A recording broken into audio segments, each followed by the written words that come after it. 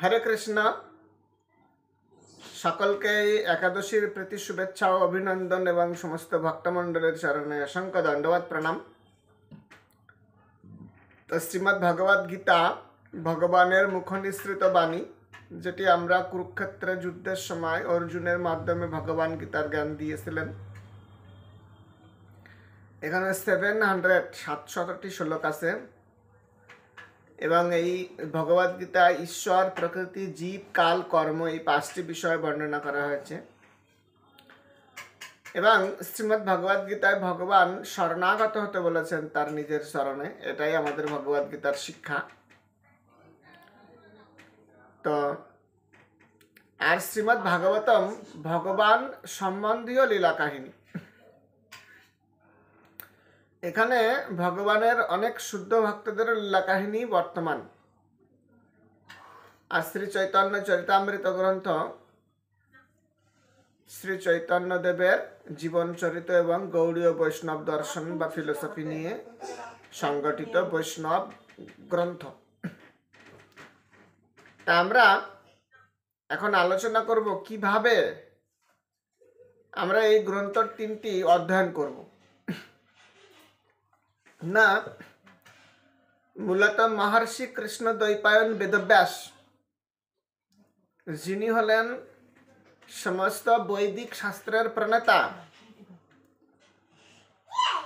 আমাদের যদি এই শাস্ত্রগ্রন্থ ত্রয় অধ্যয়ন বা পঠন পাঠন বা হৃদয়ঙ্গম করতে হয়, তাহলে আমাদের কি করতে হবে না, মহামুনি কৃষ্ণ দ্বৈপায়ন বেদব্যাসের প্রতিনিধিদের শরণাগত হয়ে আমাদের এই পঠন পাঠন করতে হবে। তো প্রতিনিধিদের কি কি গুণাবলী হওয়া উচিত আমাদের এটি হৃদয়ঙ্গম করার জন্য? না, এই গ্রন্থ হৃদয়ঙ্গম করার জন্য আমাদের যে যে গুণাবলী প্রয়োজন, প্রথমে হচ্ছে গোস্বামী পর্যায়ের, অর্থাৎ আমাদের ইন্দ্রিয়ের দাস না হয়ে ইন্দ্রিয়ের প্রভু হতে চেষ্টা করতে হবে। তাহলে আমরা এই গ্রন্থত্রয় আমরা হৃদয়ঙ্গম করতে পারবো। যিনি যথাযথভাবে ব্যাসদেবের মনোভাব হৃদয়ঙ্গম করতে পেরেছেন,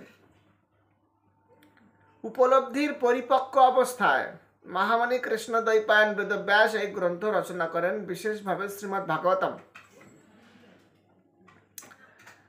এবং ধর্ম প্রচারিত কর্তব্য অত্র পরম, সমস্ত যে জড়জাগতিক যে পার্থিব বিষয়, যে নোংরা বিষয়, মল, সেগুলো বর্জিত এই অমল পুরাণ শ্রীমদ্ ভাগবতম। নির্মৎসরণম শতম, সম্পূর্ণভাবে নির্মৎসর না হলে, কাম ক্রোধ লোভ মুক্ত না হলে, পাপ মুক্ত না হলে এই গ্রন্থ আমরা হৃদয়ঙ্গম করতে পারি না।